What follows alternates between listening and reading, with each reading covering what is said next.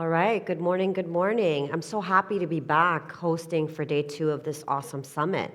I hope you guys had a great evening. Did everyone get some drinks, do more networking? You excited about today? Yeah, I see the enthusiasm. Yeah, I love it.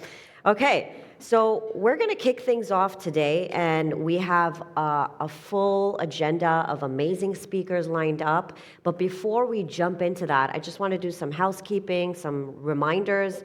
Make sure you have the app, follow through the agenda on the app. Track 1 is here, track 2 is in the other room. For the details of the track, be prepared, just go through your agenda, see what topics you want to, sign up for. Later on, I'll remind you guys again, we have a couple of roundtables instead of the speed networking, and they're going to be taking place in the middle, and you'll have an option of going on one side or the other side and then talking amongst your groups. I want to take a moment just to thank all of the sponsors that made this event possible. There's a survey that is at the table right now. You'll have a moment, don't worry, you don't have to do it right now, but it'll be sort of in the middle of the day while you still have that energy. You can fill it out and submit it. There's still a chance to win $100 Amazon for Christmas, right? Santa Claus is coming to town. Yeah. Oh my God, where's the energy today? All right. Okay, so with that said, I'm going to jump right in. Okay, so we're going to start things off.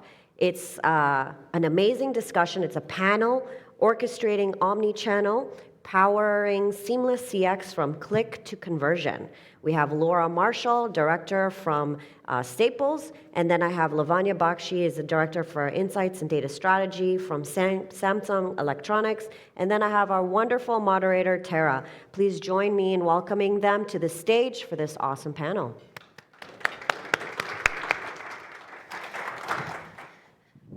Thank you. The energy will pick up soon, I promise. The coffee will kick in.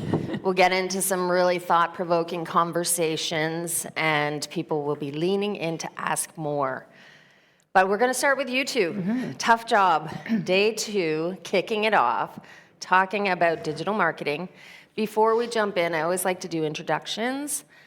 It allows the audience to understand your perspective, how you're answering it. So if you can give everybody just an overview of who you are, kind of your experience and your perspective before we jump in. Laura. Sure, I'll kick it off. So I'm Laura. I'm the Director of Media and Marketing Operations at Staples Canada.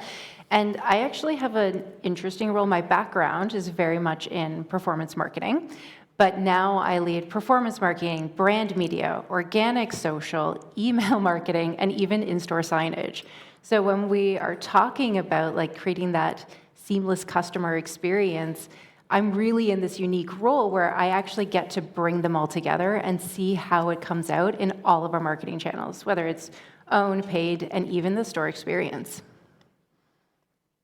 I'm Lavanya. I'm part of Samsung Canada, part of the corporate marketing team, which basically means anything to do with appliances to phones. Everything gets governed by corporate marketing. My background actually comes from consumer insights. So I have almost 15 years of experience talking to customers, understanding sort of their priorities, both in terms of marketing perspective as well as consumption perspective. In my current role, I basically look at anything to do with understanding consumers, data analytics, as well as CRM strategy, so communicating with the customer base for Samsung. Incredible. You both have B2B, B2C. Mm-hmm. Yes. So your lenses are very complex. And the subject we're going to talk about, I think over the last 2 decades, watching how digital marketing, digital customer experience has evolved has been fascinating. 2005 is when I started in e-commerce, and it was one customer. It was easy. I put one message out, I built my emails, I used to code, all of that, simple. Push, they consumed.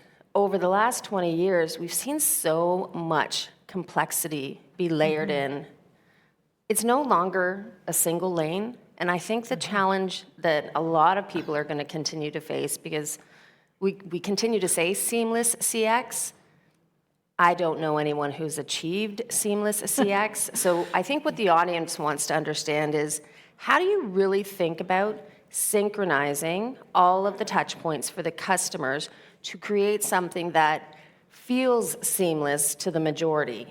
How do you do that? How do you even approach that, especially when you're going B2B, B2C, B2B, B2C, and then throw in a little bit of telecom? Both of you have telecom as well, Yes. right? So a little more complexity there. So maybe we'll start with you, Laura. Sure. So I look at it as how do you create a consistent experience, right? So whether it's in your store, on your website, in all the marketing channels before you get there, because like you said, it's not one path, right?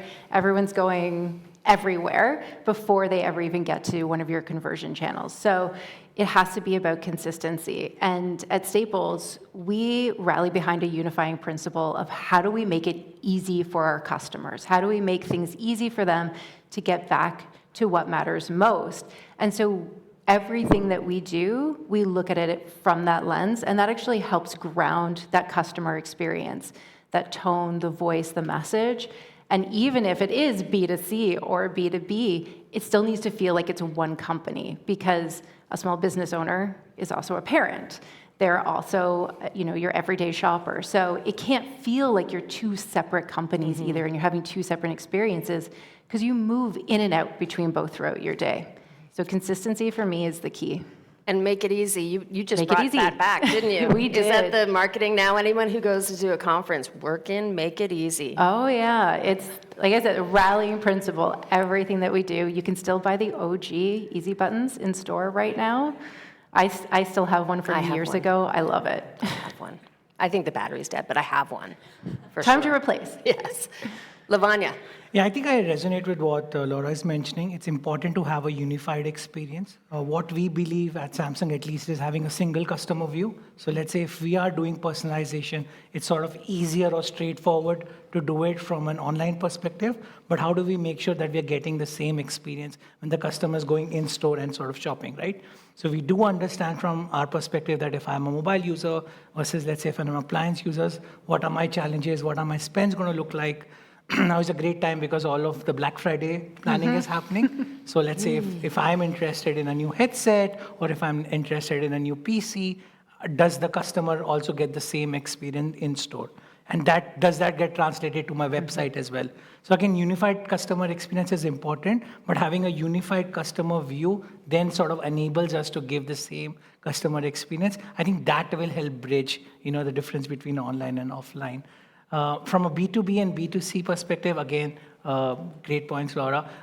At the end of the day, we have to look at it from a customer perspective. So if it's Samsung Electronics Corporation, or if it's Samsung Electronics Galaxy as a brand communicating, is the brand messaging sort of, consistent?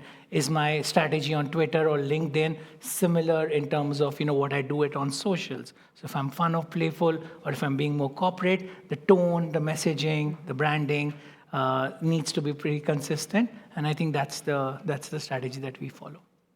And what is the actual measurement of success when we say easy and we say unified? How do you outside of measuring conversion, what is the measurement of success from initial click all the way through? I can start off this. Okay, so when I look at it, obviously there's, ROI, there's all these other metrics, but at the end of the day, it's the customer satisfaction. Are they willing to come back and repeat a purchase with you because you've made it a consistent experience and you keep that consistency after they've purchased? Because I think that's really important too. Just because they purchased once doesn't mean like, oh, you're done, great, we can move on. No, you want them to come back again and again.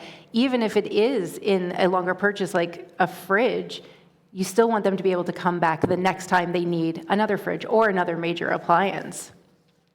Or a phone. Or a phone. Yeah, I think the key measure for success would be at least in terms of seamless behavior, in addition to loyalty, would be the fact that am I staying top of mind when they're so like a fridge, like you gave an example, could be a 10-year purchase journey.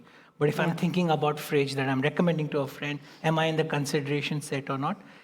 The other key element that we like to typically track is some brand imagery elements. So let's say if I'm looking at Samsung as a brand, am I seen as youthful, cool, and trendy? Across the different demographic, am I seen as professional? So again, tracking some of the brand imagery aspects from time to time also helps us understand if we're moving in the right direction and if there is consistency. Yeah, I think that brand health perspective is so important because if you start to slip, then you have a bigger problem. Absolutely. I mean, I always associate the fold. I always have the fold in my head when I think of Samsung. That's like, I don't know why, and maybe it was when, working with Samsung, bringing phones into the source, I was like, you are the one brand that is doing it different. So, I mean, I don't know if that's your goal, but that's what I associate with Samsung. Yeah, I think innovation is sort of key, but again, how do we bring innovation to life and how do we make it relevant for our audience becomes the second key. So again, like awareness you spoke about, when we talk about phones, innovation does come through, but does it also translate into other sort of categories would be sort of, something that we need to watch out for. Absolutely, absolutely.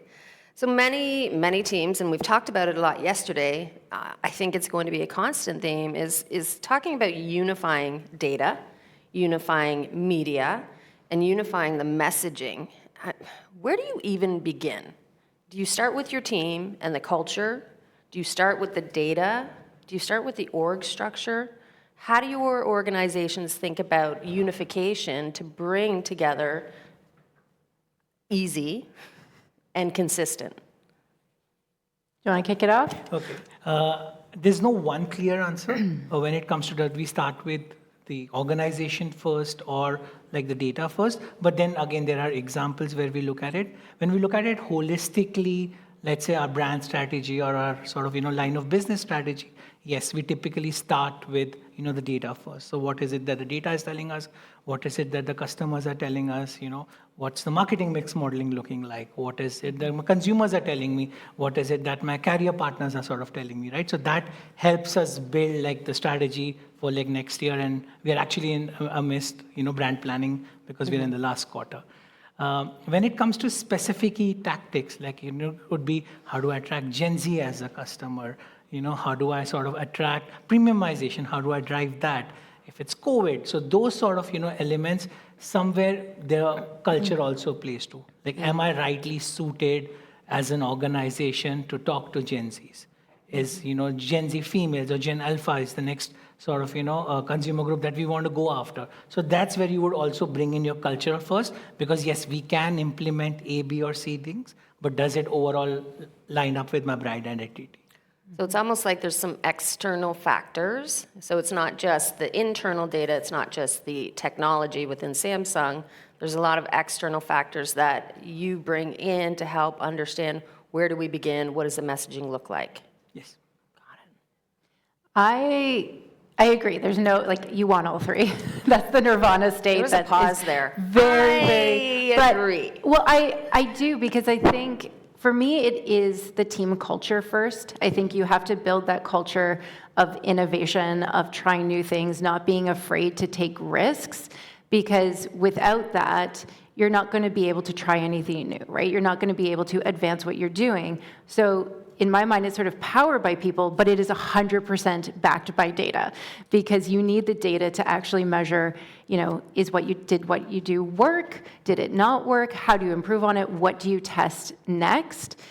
Because also at the end of the day, data can still be messy. No one has ever figured it out perfectly, right? The messaging, I'm sure everyone knows, lots of people have opinions about what you should say. Everyone has their opinion on marketing. So those other things can be messy, but the one thing that's easier to control is the team culture, and then use that to fuel the other pieces. Data is messy. Data's messy. We talked a lot about data yesterday as we were weaving in some AI conversation, and data it's the foundation. So if you have messy data, you're going to have messy results. Yes. And I think that's where, a lot of the nuggets coming out of yesterday was the human element. When you've got maybe, and I don't want to say everyone has messy data, but we did not build our data structures in order to support things like AI. So knowing that we have to have humans, humans in the loop is the new phrase I'm stealing from yesterday, humans in the loop to actually guide the business so they're not just, autonomously letting technology make decisions for them. Okay, we're going to get nitty-gritty.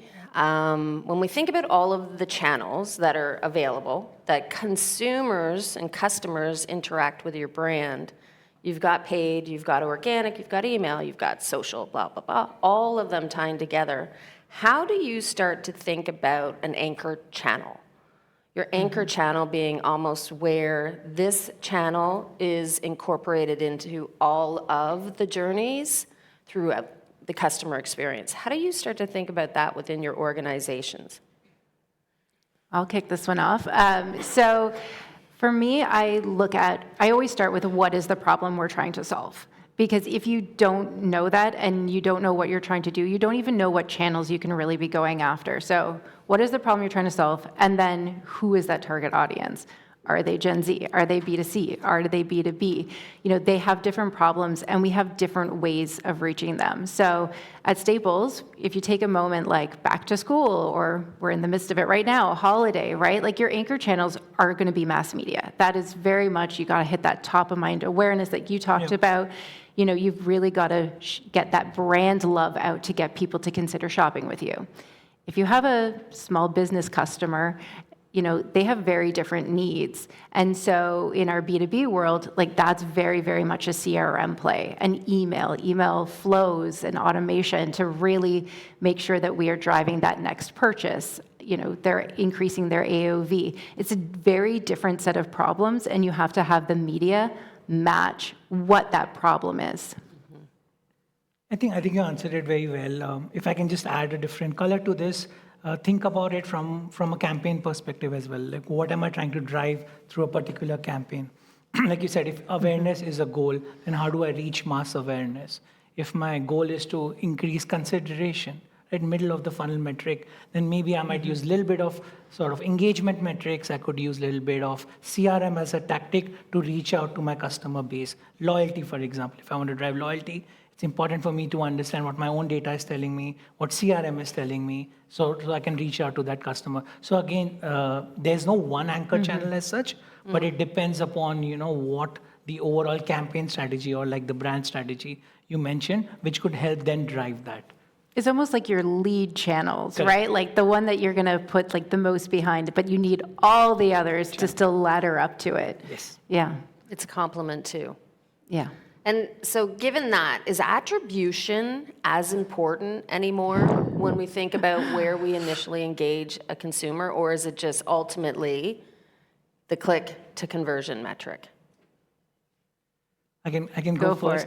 I think we spent so much time the last decade working on attribution, right? Like if I'm getting, let's say, 1 million clicks, where is that click coming from and all of that? And we've used different models like marketing mix modeling, which tells me, okay, what is my ROAS and what is my... I think we've slightly moved away from that. Yes, attribution is important, MMM is important, but do I need to spend every year X number of dollars or my time cost understanding the attribution? I think what we've moved away is what the overall clicks is going to look like. So instead of looking at click-through ratio, like you mentioned, if my goal is to, let's say, go mass, it's fine. I can go through all channels out. I can have the same messaging. Let me give a different example, right? If I'm trying to drive a promotion offer, right? If I'm driving a promo, let's say 10% off for Black Friday, I can sort of use email as a platform, but I can also use influencers as a platform. I can use affiliates as a platform, and then obviously understand which platform has driven more. But that does not mean that I'm sort of, attributing all of my budget dollars to that. So we've moved away from attribution as such and looking at overall clicks as a strategy. That's interesting because it is very much, like it's a triangulation of all of the pieces, right? Like you said, it's not one piece anymore. And I'm very, very passionate about how you measure media, because that is what I do day in, day out. I love when a CFO comes and says, okay, and what was your ROI and what did you drive in terms of incremental sales? But it is triangulating all of those pieces. You need your MMM to help ground things and make certain decisions. You need your brand health to make the decisions of, what channels and what messages do you need to lean into to resonate with your customers, and then pick the channels accordingly. And it's different across the year as well, which is, I think, really interesting as well. Like a moment like back to school and holiday, very different than, a moment like trying to drive sales for Valentine's Day. Like that mix is going to be different, and how you need to measure it, it really comes back to like that. You have to look at all of them holistically, I think. I just want to add one more thing. The landscape is changing so quickly that yes, while attribution is important, and it's important for us to measure, I don't want to give the messaging that we don't look at attribution at all. But we can also look at it from a post-mortem analysis, right? Once the campaign is over or once the year is over. There's so much, like suddenly Reddit has taken over, right? A lot of people are talking, communities have taken over. So while it might not have been relevant 2 years ago, it's so relevant now. So I think it's important for us to try out new things, but also look at from a post-campaign sort of analysis perspective so that we understand whether we are going in the right direction or not.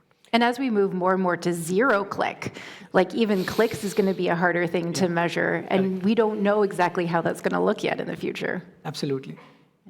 So attribution used to be the gospel of spend and allocation of spend. And now it seems to be a little bit more guidance because of the complexity of the channels. I think that brands and retailers and organizations have to be a little bit more flexible because attribution can change seasonally. So there's so many elements to it. But yes, grounding yourself in the data makes sense, but not making every decision based on it. Okay, understood. Okay, so you had mentioned when your CEO comes to you, and congrats on your new CEO. When your CEO comes to you and says, what's the ROI on that? How do you balance the need for results in performance marketing and results in brand marketing? Because there's constant tension to deliver in both, and one is short-term and one is long-term. Lavanya, why don't we start with you? Perfect. Okay. So I think there are two ways we typically tend to measure ROI. Obviously, the short term would be return on ad spends. Has the clicks gone up? So more than clicks, we actually look at conversions because we do have access to a lot of our first party data, right? So if I've done a marketing campaign, I can immediately measure, did that lead to sales or not? So that is a little more sort of short term. But from a long-term perspective, we do a very good job of measuring what our overall customer sentiments are going to look like from a marketing perspective. Because while, yes, performance marketing is very driven towards driving clicks, conversions, from a brand marketing perspective, it's more about customer perception, which may not be that sort of immediate term, right? So again, looking at metrics which drives, let's say, relevancy, for example, premiumness as an example, youthful, cool, and trendy as an example. So there are different metrics depending upon the product type where we sort of look at, measure it, but it's sort of, it's not as immediate as something like a performance marketing would be. Yeah, it's I mentioned at the beginning, I'm a performance marketer first. I came into brand afterwards. So I have that tension like within myself all the time when I have to allocate my budget. Where do I want to put it? Do I want to put it to performance or brand? And it is a give and take between the two because you can't put everything into performance marketing. We know that you'll burn the bottom of the funnel. You won't have enough people. You still need to get people into that consideration set. And so when I look at it and I'm planning like across an entire year, it's when do we need more of the brand sentiment and building it up in advance of the big moment versus when do you really, really need the performance marketing? Because it's going to be that mix, but you really have to be careful about not giving in so easily into the like, hey, we have to close that sales gap right now. So let's, cut our TV and put it all into paid search. Like that can help you in the moment, but it doesn't help you long term, especially in channels like TV and online video where you get the benefit from being on the longer that you are. Right? It's the effectiveness actually lifts the longer that you're in. And so if you turn it off and go dark for 6 months, a year, you have to start from scratch again. And that's even harder. So it's, you kind of have to fight your instincts. I'm with you. I'm a performance marketer. I like to see the click. Yeah. I like to see the dollar. I like to measure it. And, I think everyone in the room knows when business is challenged, marketing dollars get cut. That you're one of the first. It's either labor or it's marketing. Yeah. And usually the first thing that gets cut is brand marketing because you can't see the immediate response. But it's such a myopic view of investment when you cut it. It took me years. I mean, I was the pain in the ass to our marketing team because I was like, I can get you immediate dollars right now. Give me all the money. And I didn't quite always understand the impact until I sat with a brand marketer and really truly looked at the long-term upper funnel awareness building. Okay, so I'm going to talk, we talk about data. There's a ton of data available. Everybody talks about personalization. One of the presenters yesterday was talking about how there really still isn't true personalization because we have so much data. It's almost like, where do you start? Where do you begin? So how do you think about personalization within your company? Because it's limitless. You have limitless, like so much data. How do you think about it? And how do you really try to leverage personalization in the right way so that it's not creepy, overwhelming creepy? I know that you just bought this pen and this piece of paper and right? You don't want to do that. How do you balance it? Laura. Okay, I'll kick it off. Yeah, it's not easy. I mean, it does start with the foundation of data because if your data is not good, then you will have terrible personalization. And whether or not it's creepy, it will just not feel right to customers. I kind of think of it as a little bit like when you see something by AI and it's, the valley of the uncanny. It's a little like that with personalization when it gets it just that bit wrong that you're like, oh, you don't know me the way that I thought you did. So I look at personalization as being a way to be able to help you, automate and build things at scale, potentially, right? Like it's how can you build things up quickly? How can you make it feel like you know the customer? But where is that line?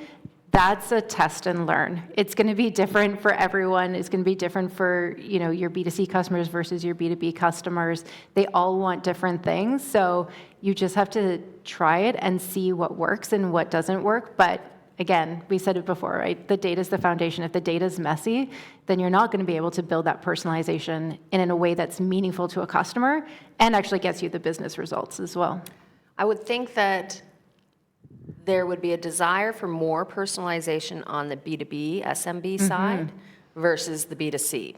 Yeah, I think customers, like as a consumer, you have a more distant relationship to a company a lot of the times versus if you're B2B, where you feel like we want our customers to feel like we're partners with them in their business and helping their business grow. So they're going to be more receptive to it because it's like, oh, great, I order paper every month.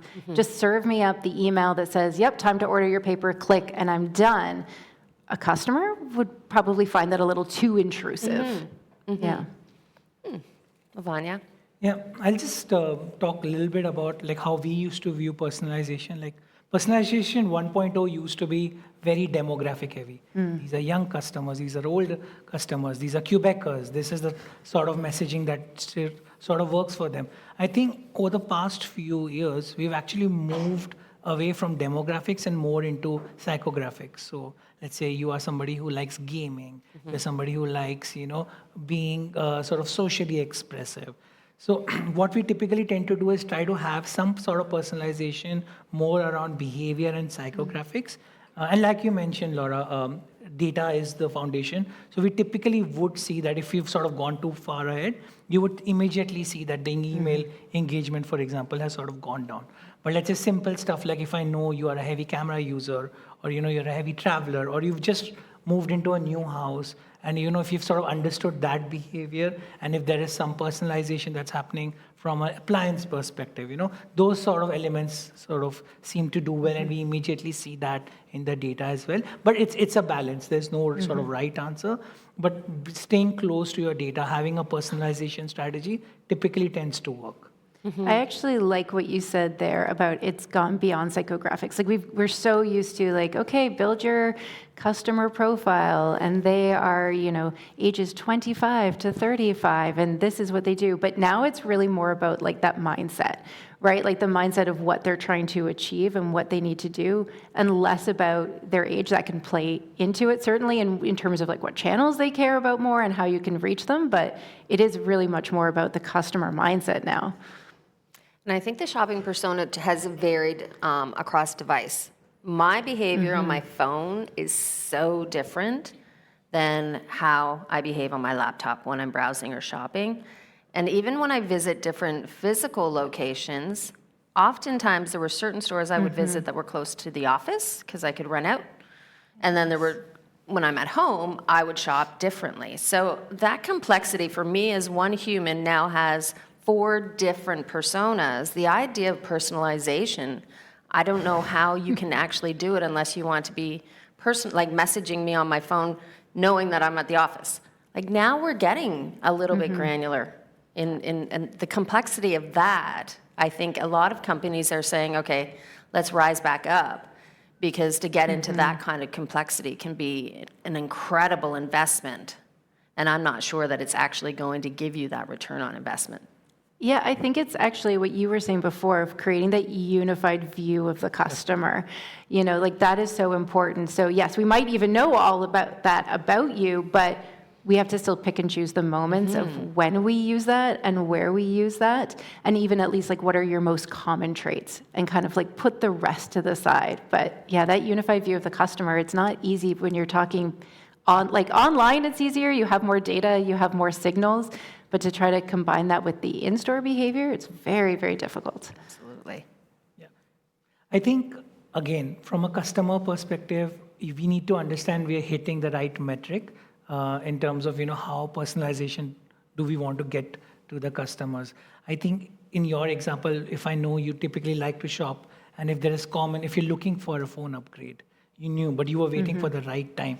If you could, let's say, if we could go back to you after a month, saying that, hey, you were not very happy with your phone, you complained about A, B, and C, but here's like a good sort of trade-in offer for you for your existing phone, right? I think those sort of initiatives might be a little more appreciated by the customers versus, hey, I know you were visiting us yesterday, how are you doing? So again, understanding the messaging becomes extremely important. And again, especially for our market, for Canadians, we are very sensitive about privacy, right? So it's very, very important. We have very strict sort of privacy governance in place, PIAs in place. So again, making sure that we are understanding our customers and meeting them where they sort of want to be becomes very critical. Yes, and sometimes where I want to be could be very different from where Sarah wants to be in communication, and starting to understand those signals. Okay, well, we have a few minutes left. Are there any questions in the audience for Laura or Lavanya? We have one right up here. Oh, she's behind you.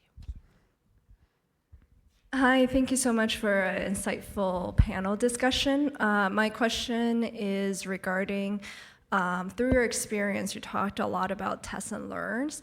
Are there any specific channels in particular that you've tested that was unexpectedly had great success? And my question is towards both B2C as well as B2B. I can start that off. Reddit. You actually mentioned Reddit.